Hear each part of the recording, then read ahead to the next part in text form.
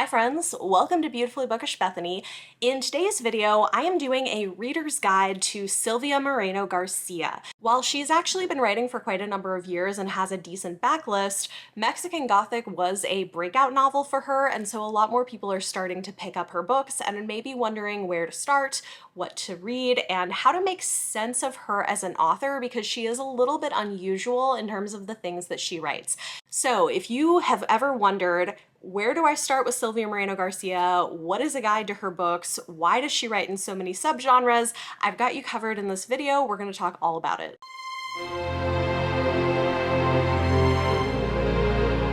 Silvia Moreno-Garcia is an author who was born in Mexico and now lives in Canada, and she has written quite a lot of books and has been writing for a while. She was well into her career when Mexican Gothic became a New York Times bestseller, and as a result, she's now getting reprints of a lot of her earlier books, and people are finally getting introduced to her. But there is sometimes some confusion, and I can understand why. While most authors will pick one or two genres that they publish in, Moreno-Garcia has taken a different tack. She has written in many different subgenres ranging from magical realism to horror and noir crime fiction, but what's consistent about her books is that all of them are set in Mexico and center Mexican culture, history, and characters. She also has some themes and character types that tend to pop up in a lot of her books. One hallmark of a Silvia Moreno-Garcia novel is she often writes complicated, maybe unlikable female characters. She doesn't tend to write women who are nice. She doesn't tend to write women who can be easily categorized as good or evil. They might be mean, they might be unlikable, they might be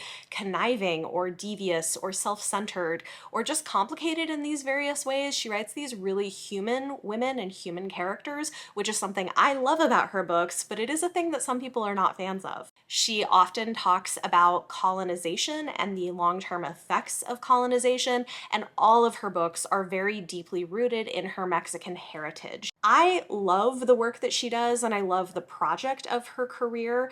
What's interesting about her books is that she takes those things and then tries them out in all of these different subgenres, and that's what makes her work so interesting. One thing that is also worth knowing about Silvia Moreno-Garcia is that most of her books are going to be slower paced and very character driven or driven by the themes. While there are plots in her books, they're often not the things she seems to be most interested in. A lot of times the things she's spending a lot of her time on and interest in is the development of the characters and the development of the ideas that she's exploring in that given plot. The plot is a vehicle for the things that she's interested in. Her writing is beautiful and very well executed, but if you are somebody who needs a fast-paced plot or a book that is driven by the plot, driven by the action, she might not be the author for you, although it's possible that one or two of her books might sound appealing. With that said, let's go ahead and talk about the specifics of the books that she's written. For reference, I have read almost all of her published works and own most of them. I've definitely read all of her novels, some of her novellas. She has a short story collection that I have not yet read and some other shorter works published in various places that I haven't read, but I can give you a pretty good look at most of her work. Her debut novel came out in 2015, and it was Signal to Noise. This is a magical realism coming-of-age story. Sort of. It's set in two timelines. One is in the late 1980s and one is in 2009, following a girl who was 15 in the 80s and discovering magic through music. She's a great example of what I was talking about with the unlikable female character. She is angry and has walls a mile high and is not necessarily a nice person. She's dealing with family issues, her parents' marriage is in the process of breaking up, and she's awkward, sort of a social outcast, and magic becomes a source of power. In 2009, our main character is an adult back home in Mexico City for the first time in many years because of the death of her father, and is having to come to terms with the things that she hasn't dealt with from her past. So if you want something that is magical realism, very focused on the characters, focused on coming of age and on grief and on messy family dynamics, Signal to Noise is a great option. Now, if you are a fantasy reader and you are looking for more fantasy options from Silvia Moreno-Garcia, she's got a couple, and she also has some books that are speculative but sort of cross different genres. We'll get to those. The only thing she's written that I would call true high fantasy is The Return of the Sorceress. This is a novella that was put out as a limited edition, but you can get the ebook wherever you get your ebooks. It's got a middle-aged female main character, a deeply magical setting, and is inspired by the cultures of ancient Mexico. So I really enjoyed this. It's pulling on the mythology and lore of those cultures to build out this fantasy world. But this is her book that I would say is most firmly in the fantasy category. Her other real fantasy novel is more historical in nature and also about mythology.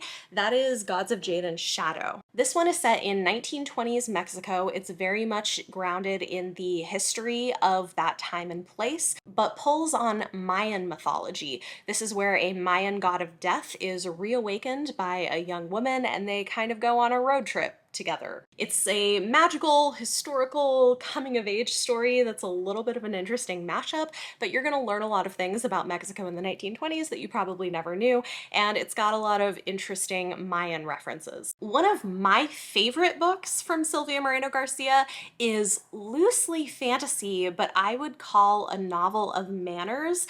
It's sort of like if Jane Austen and the Bronte sisters had a baby set in Mexico with a little bit of magic.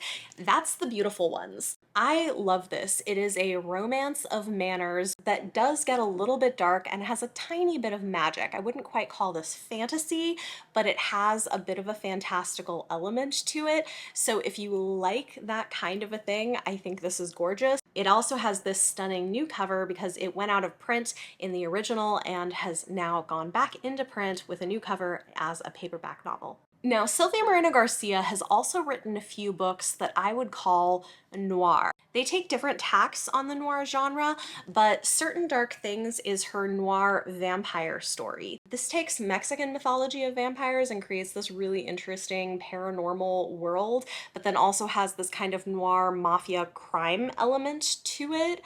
It's great, and it's an interesting type of crossover novel. This is giving you your paranormal, not romance, but paranormal plus noir crime mafia stuff with Mexican vampires. It's a good time. This is another one that also recently went back into print with a new cover. Her two other noir books are Velvet Was the Night and Untamed Shore.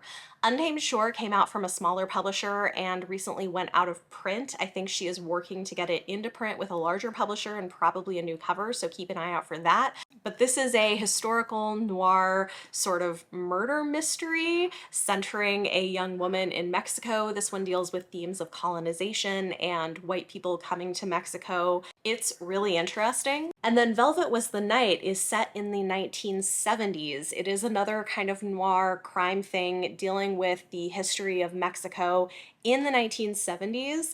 And it's got a secretary woman who unexpectedly gets involved in some criminal underworld stuff that's tied to political things.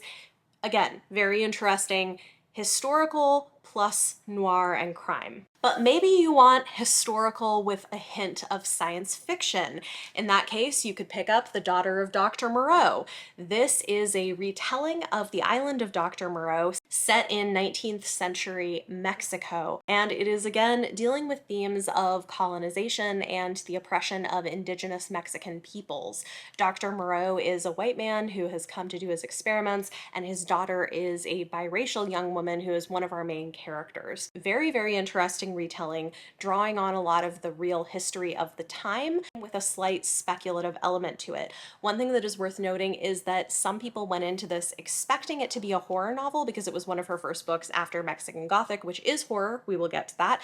This is not horror. It is historical fiction with a slight sci-fi element to it. If you want to hear a specific standalone review of this book, I do have one and I will link it up above. If you're looking for more of the light sci-fi thing, you might try Prime Meridian. This is a novella that is, again, light science fiction set in a futuristic version of Mexico, following a woman who dreams of immigrating to the colonies on Mars. The colonies on Mars do exist in this novella, but they are a dream of escape. It's also playing on ideas of how film can be a means of escape for us. It is more literary fiction with a light sci-fi element. And of course, that does bring us to her horror novel, Mexican Gothic. And this is the thing that really got her well known. This is historical in nature. It is set in 1950s Mexico. It is drawing on, again, those themes of colonization. This gets pretty dark and creepy, and I absolutely loved it. If you want to hear a specific standalone review of this book,